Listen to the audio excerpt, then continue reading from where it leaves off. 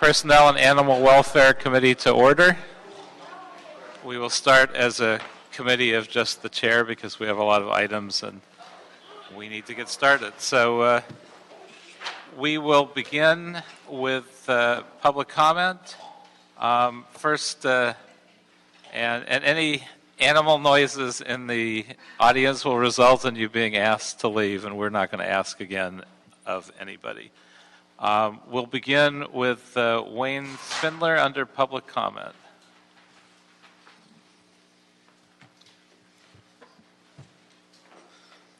Well, for the record, the pig would like to address the committee, so she might oink. These are the people, you treat the animals like a sheep. You want to go on the agenda items? Look at these agenda items today. Look at the way that you transport animals in these terrible places, in these cars that do not have air conditioning in the summer. You treat us pigs like we're being slaughtered for breakfast even when we are alive. And that's the reason why we do not like to be treated like animals. We like to be treated like human beings. Because animals have souls. And you need to start treating us better in the animal shelters. You need to start treating us better at your zoo. Because you are committing animal genocide the way you treat us. Treat us better. Phyllis Doherty.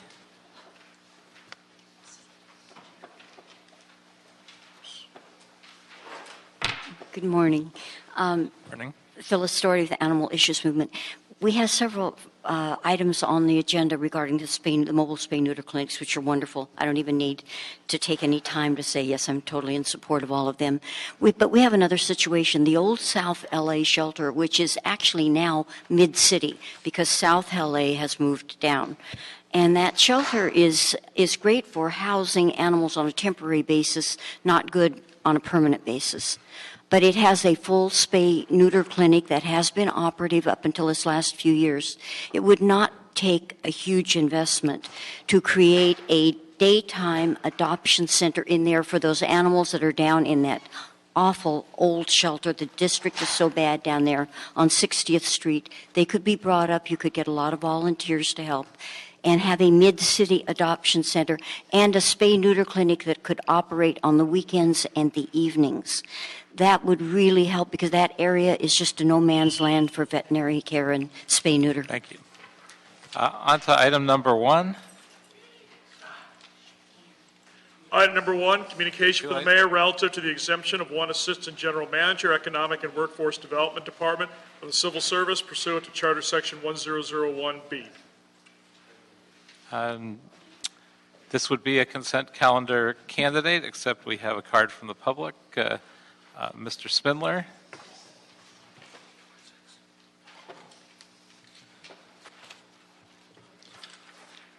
Yes, well, we're talking really about human beings in this situation, so I'll have to do this one. So anyway, why do we have to have exemptions for an assistant general manager? But what is this economic and workforce development department? Why are we in the business of economic and workforce development in the first place?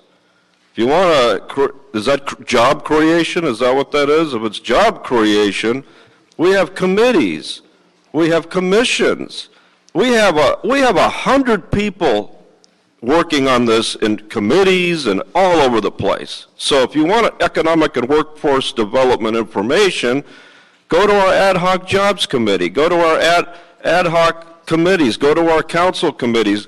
You know, we don't need any more of these useless jobs. Vote no on this, save the taxpayers' money. Thank you. And there being, let's see, no other council members here yet. I will, as the chair of the committee, approve the mayor's recommendation to exempt from civil service one assistant general manager in the ITA. Actually, we have the arrival of a member, so I will ask that item 1, approving the mayor's recommendation to exempt one assistant general manager and ITA from civil service be approved without objection. So that will reflect Mr. Harris Dawson, who has joined us. Items 4, 5, and 6 would have been candidates for consent, but we have speaker cards, and so I will call those speakers. Wayne Spindler will be followed by Phyllis Doherty and Daniel Gus. Are you combining items 4, 5, and 6, Mr. Chair? Just here.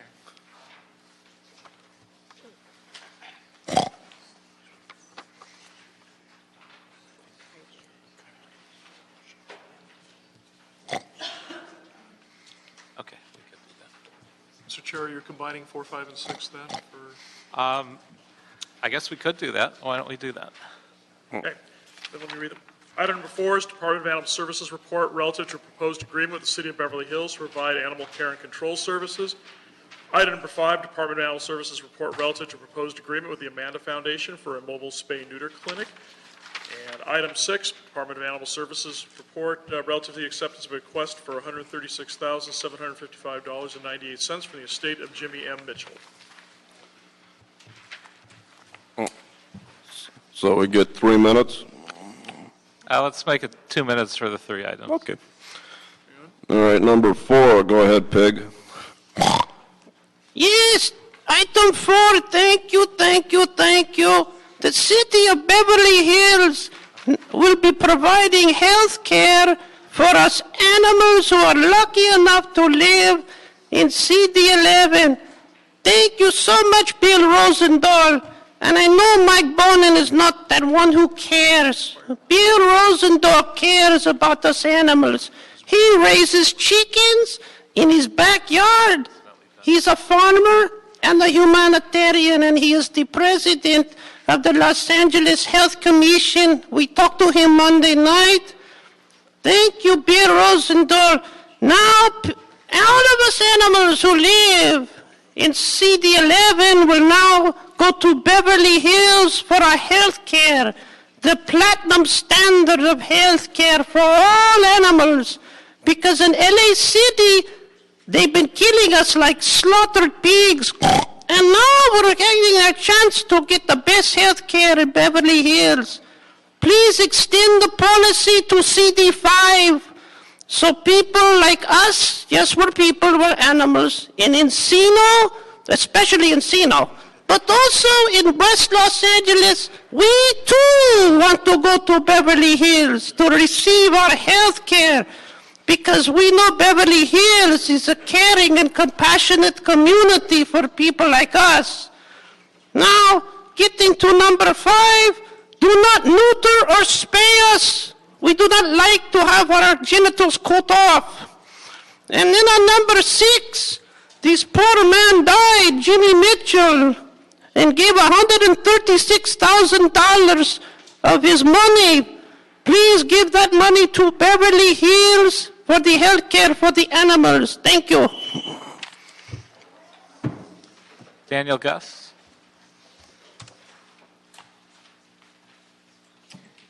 Good morning. I remember sitting in this room years ago when we were talking about the Beverly Hills issue and when this was a public safety issue. And I don't see how you can, with the state of problems in CD 8, 9, 10, 2, 4, 6, I'm dealing with a hoarder situation in CD 6, you don't even know, I can commend Mr. Harris Dawson for the great effort to find out why CD8 is being so drastically underserved. But until you've resolved that, how can you offer the already limited services to a wealthy, primarily white and Asian city? Why aren't you putting this on the back burner until you even get the report from Animal Services and let us find out whether or not they're telling you the truth? Why your obligation, and I sympathize with Beverly Hills. Beverly Hills problems are not your problems. Your problems are serving us and the animals and the people in this city when you take services that you may very well need, and I know you need, in 8 and 9 and 10 and 2 and 4 and 6. How can you take those services and give them to somebody else, whether or not they're paying for them? You have an obligation to this city, us taxpayers, and the animals here. And until you know what the facts are here, don't give away services that you're going to need yourself. As I showed to Mr. Harris Dawson, who I'm still waiting for an invitation to meet, it took Animal Services 505 days to respond to a report of illegal activity in South LA. I have 66 pages of this. Why are you giving away these services? And by the way, talking about enforcing city law, everybody, us and you, need to live by the pet limit. Steve Soberoff is in violation of the pet limit ordinance. Where is the enforcement of that? Thank you. Phyllis Doherty.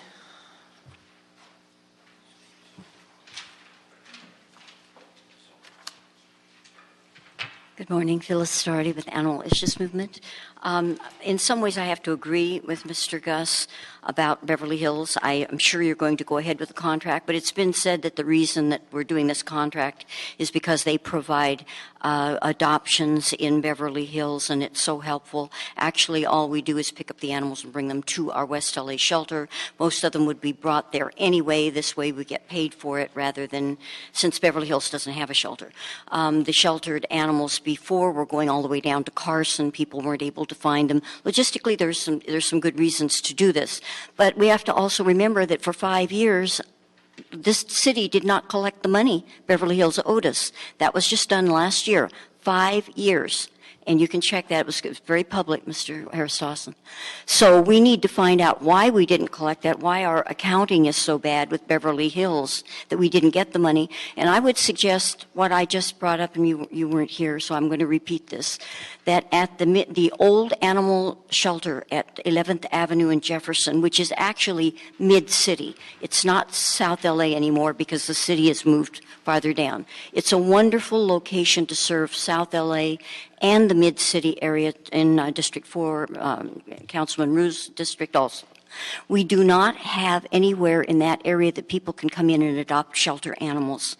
It would be a perfect location by just let Beverly Hills help put the money into that, make it into a daytime adoption center where the animals from the 60th Street shelter could be brought up and shown and give people a chance to adopt from that location and reopen that spay neuter clinic and have it open on weekends and nights under a contractor so that people have access to spay and neuter. There are absolutely no services in that entire area from North Central down to 60th Street, and that's pathetic. That's where we need it the most.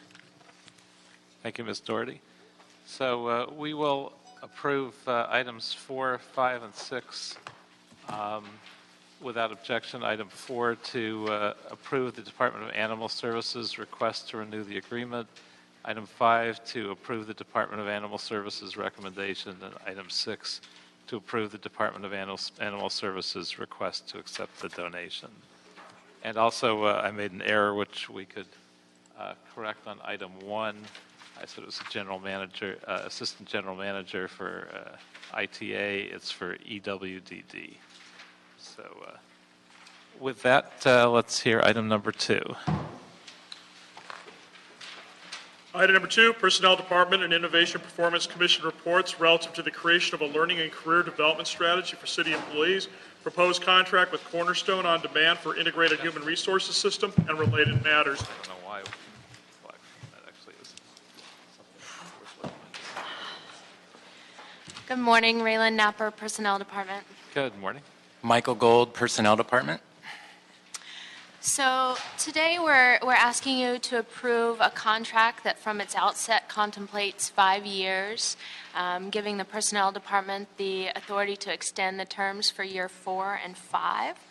And to explain why we're asking for the up to 5 years, we've detailed our implementation plan, which takes a little while. the coverage of the workforce that we envision for each module, and how these four contractual components fit into our overall employee development program.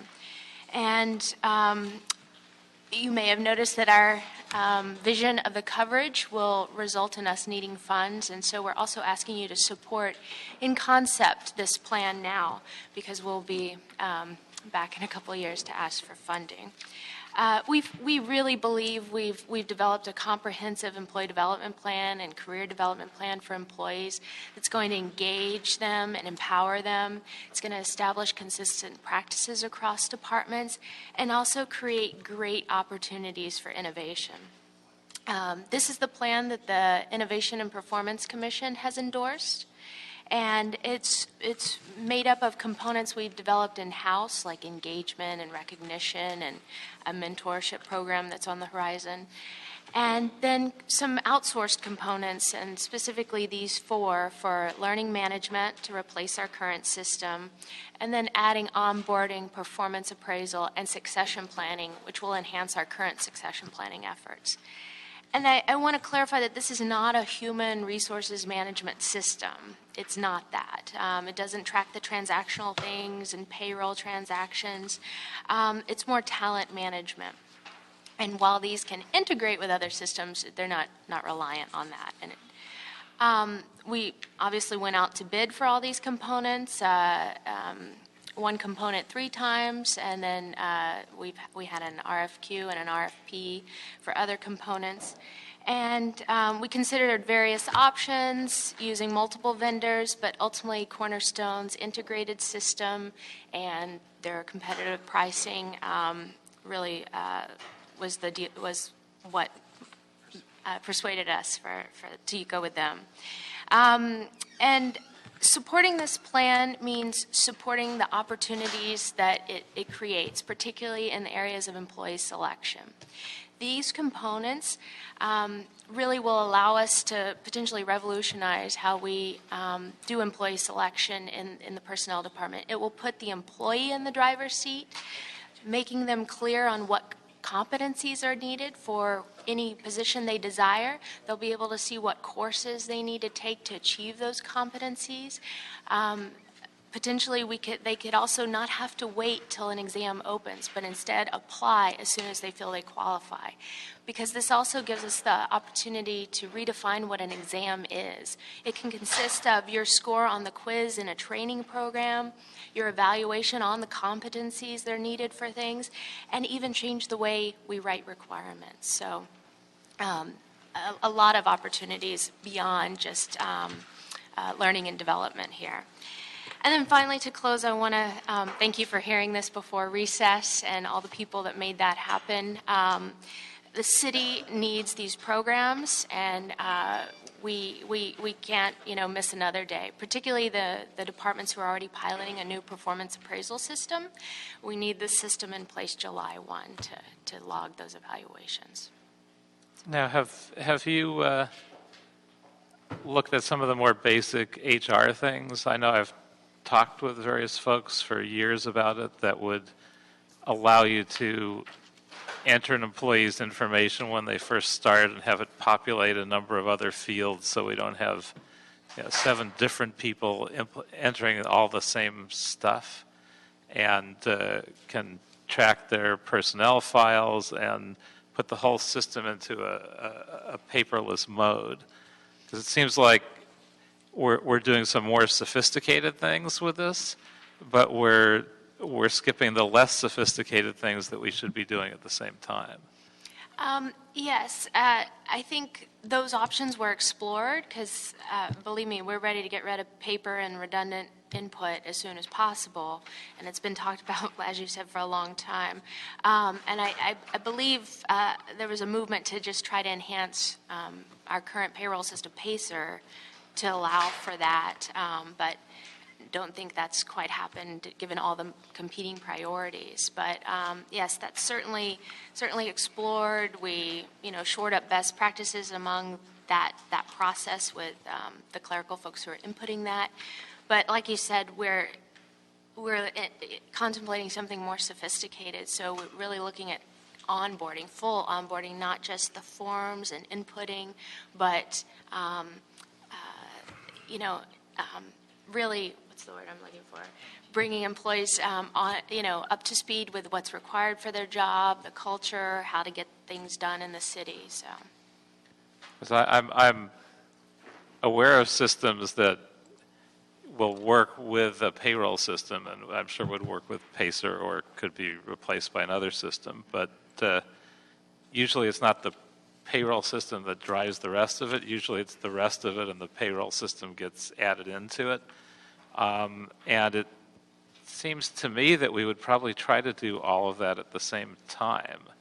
Otherwise, we'll have a false start, or we'll have two systems that don't talk to each other, because there may be systems that do the basic part that I'm talking about better, and we'd have to bring them on.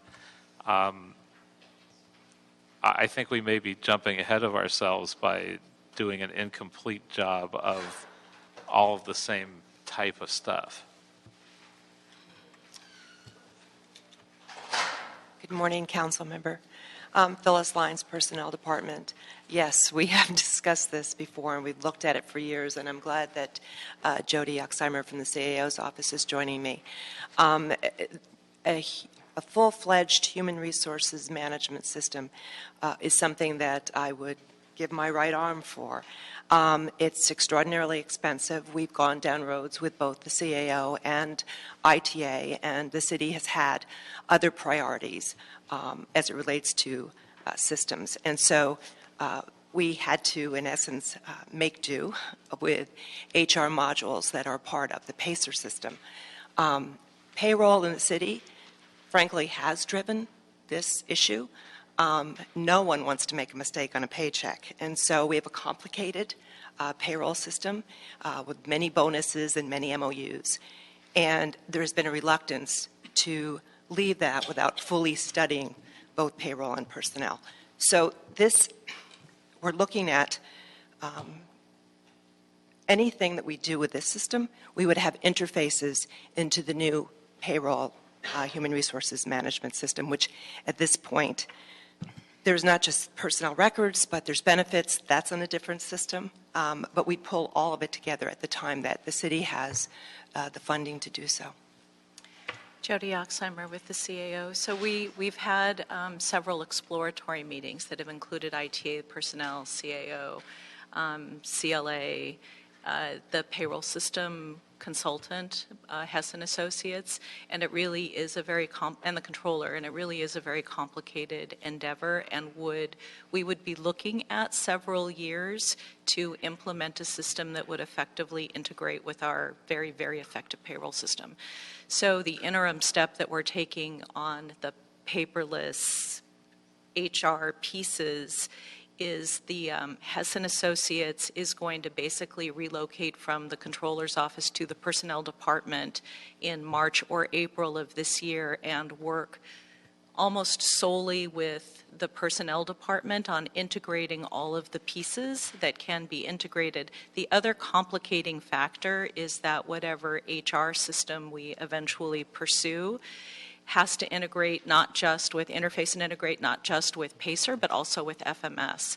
And so the financial management system integration, the payroll system integration makes it clear that we need to be very thoughtful about how we move forward and how that takes place.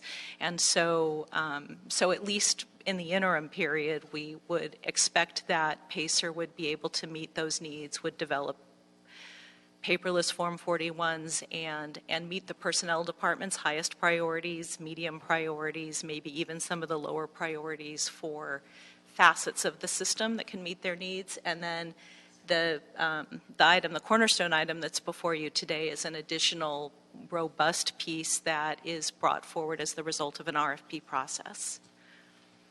And groups that we looked at for the other piece, did we notify all of them about this RFP process?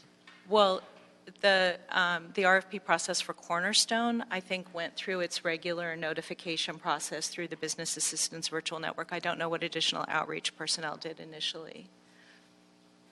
Do we outreach to any of the groups that do the more more basic paperless office piece as well.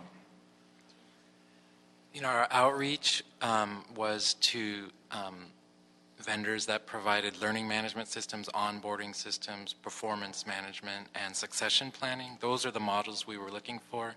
We didn't outreach at that time to payroll systems. Or other HR systems. I mean, there are systems that do well beyond payroll. Councilmember, you specifically mentioned the paperless office, and in my recollection, it was 5 years ago we first started looking at this. It was not just my recollection, but I looked up on the internet, and they have a recruitment, payroll, benefits, onboarding, and personnel records. So the only similar system they have to what's here is the onboarding system. And I'd like to add that the Personnel Department did request funding several years ago and for several years for a robust, for implementation of a robust HR management system. And what the mayor and council approved in the adopted budget was just the learning management system piece. So there were some constraints within the context of both the budget funds and the budget direction. And do we not think that that actually would be a money saving rather than a cost approach?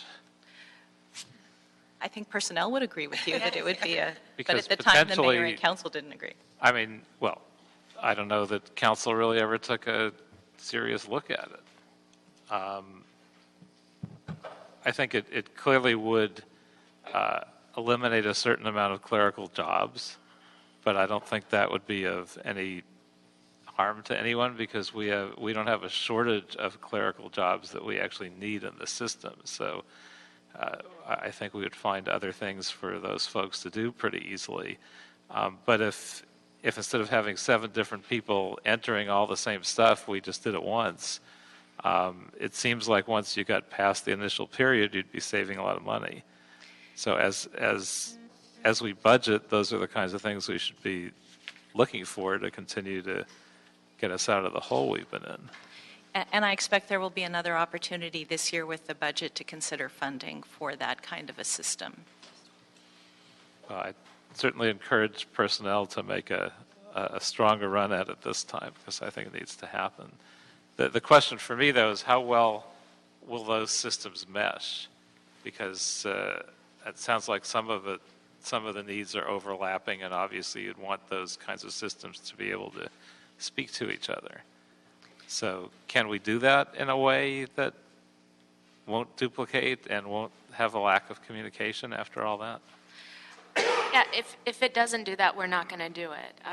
Yeah, that's not an option, having this duplication and lack of integration. So. Right, that's my fear, though. Yeah. My fear is we're about to sign on to a system that won't be able to communicate with a system that needs to do the more basic pieces, and we'll lose a lot of efficiencies. We're confident Cornerstone has that flexibility. They have a great track record of integrating with a ton of public entity systems, homegrown systems, other off-the-shelf systems. So we're pretty confident this will work.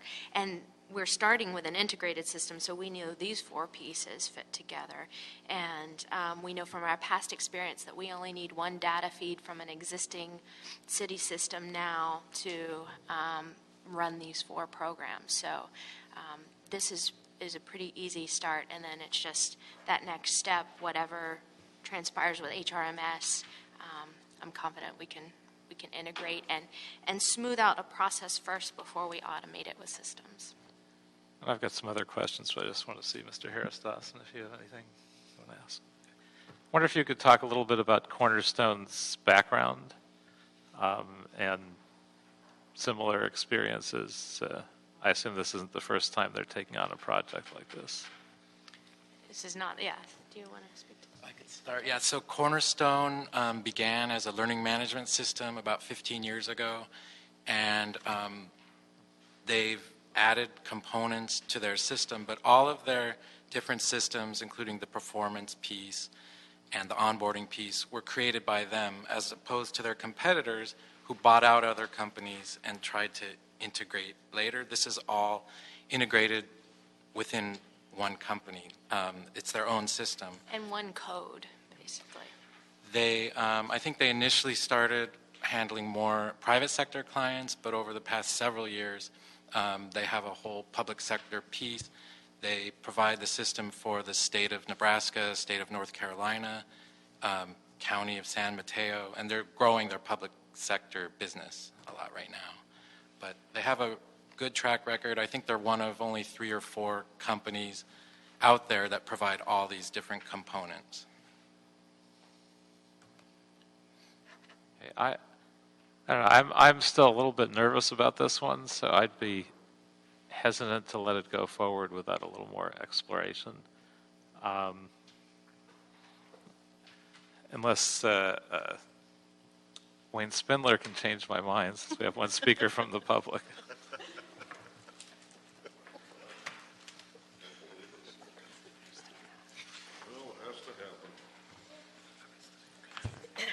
Well, it has to happen. I agree with Paul Koretz. It has to happen. So I think they should definitely look into this more and not go forward. Ugh. Good job, Councilman Koretz. Oh, man. Thank you. Yeah, I don't know what your thoughts are, Mr. Harris-Dawson, but this seems complicated enough that it needs a little more of a deep dive before we move this on. Good morning. I'm Bianca Swann, Project Coordinator for the Innovation and Performance Commission. And on behalf of the Commission, I just wanted to let you all know that the IPC does support the efforts made by personnel and the implementation of this plan. So I just wanted to let you know that on behalf of the Commission. Okay, well, if there's no objection, I would just ask that we hold this over to the next Personnel Committee meeting. Mr. Chair, this is scheduled for council today, so we would need a recommendation to go forward. Obviously, it could be referred back, to committee once it goes to council. I'd recommend holding this in committee. I concur. Okay. We'll hold this item. Item number 3.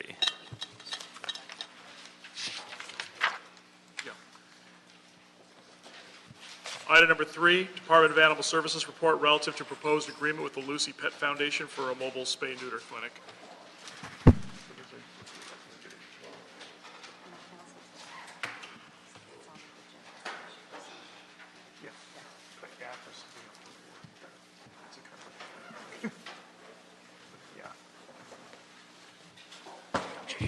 Welcome.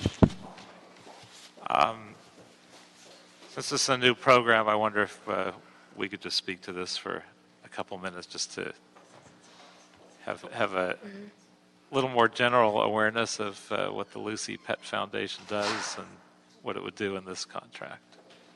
Glad to do that. Good morning. John Forland with the Department of Animal Services. And with me this morning are Dr. Karen Halligan, the Chief Veterinary Officer, and Joey Herrick, the President of the Lucy Pet Foundation. And we're happy to be here this morning, and thank you very much. I appreciate your scheduling us so that we can move forward with this contract right away, because we're ready to go. We were fortunate to be able to have the option of contracting with the Lucy Pet Foundation. Mobile spay-neuter is kind of the way of the immediate future for us. We've had vouchers and coupons and other things in the past, and we found that we really need to target in certain parts of the city and in specific neighborhoods. And mobile spay-neuter allows us to do that. And although this is a new contractor with the city, they've been in the business of providing these services in the city for a while. And I wonder if you could speak to your history and background with these services, and in general, what you do. Well, yes, I actually used to own Natural Balance Pet Foods. I sold it 2 years ago, and I had to give back, so I've actually spent $1.7 million in the last 2 years on Lucy Pet Foundation. We've done over 10,000 animals and go all over the city.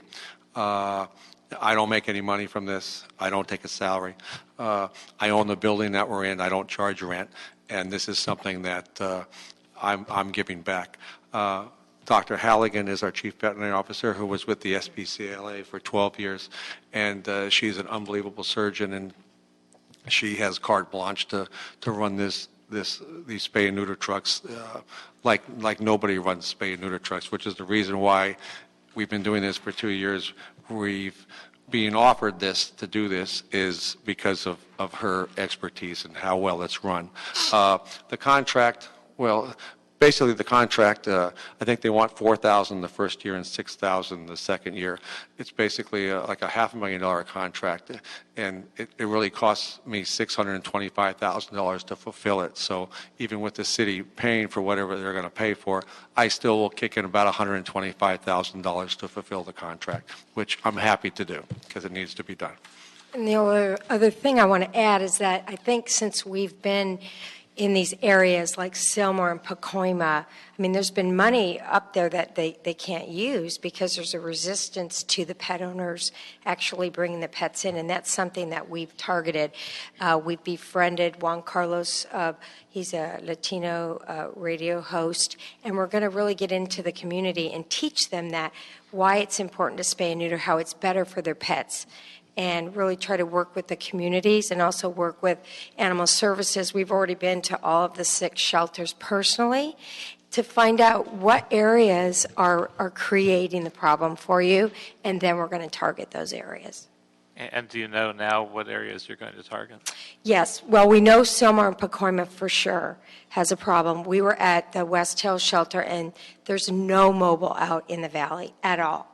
And she said, we could fill your bus 5 days a week. So we've talking to Northridge Mall about possibly having the bus there. So those are some areas. And also, I think North Central is another area that needs mobile spay neuter. And we're going to try to not go where there are other mobiles already, because it seems like they're kind of clustered in one area. And like I said, there's nothing in the valley, nothing in Sylmar and Pacoima. So we're really getting a lot of input from everybody to make smart decisions as to where we're going to go. Mr. Harris-Dawson, anything you'd like to add? We have 2 speakers from the public, Mr. Wayne Spindler and Ms. Phyllis Dougherty. Okay. And thank you for your presentation. We appreciate your offer to provide this service. Well, we did bring press kits, if any of you would like a press kit this morning, just so that you could learn more. Sure. Okay, I'll give you guys one. Thank you. Yes, the pig's not going to speak on this item because, you know, she's afraid of this thing. But spaying and neuter animals, if not done, creates strays. Also, it creates an increase in feral animals, which is a huge problem. So that I understand that CD6, that's Nuri. So Nuri's not here, but I bet you would support getting that service out there in the North Valley. So that's good. Also, put Encino also on that list, because that's a good idea too. But what I'm really surprised is Marquise Harris not mentioning his area needing possibly these services. There's no questions about that. So the way it stands, the North Valley will be the only one to benefit from this. And there's no reason from these people, especially the donations made by the gentleman. So it's a good deal. So support it. Thank you. Thank you. Phyllis Dougherty. Phyllis Dougherty, Animal Issues Movement. Of course, we've done this for years. If we hadn't started early spay and neuter, we still would be waiting until 6 months to spay and neuter, which is the way it was until about 1990. But I agree that why aren't the districts in South LA going to be targeted also? This is the greatest need. It's not just providing the service, it's getting the animals there. And I have walked when we've been down the projects and done Spay, or not Spay neuter, but our shot clinics. I have walked with people like 6, 8, 10 blocks that they've come with a Rottweiler just to get its shots. They're desperate for this, and to tell you the truth, it isn't even safe to do that for them with animals because there are going to be people that are going to try to have their animal attacked on the street as they walk through the different communities. We have to have these spay-neuter clinics as close to them and in the safest areas we can for them. Please let's target South LA. Thank you. And if there's no further questions or comments, we will approve this without objection, the recommendation of the Department of Animal Services on this contract. And seeing no other business on this item, on this agenda, we are adjourned.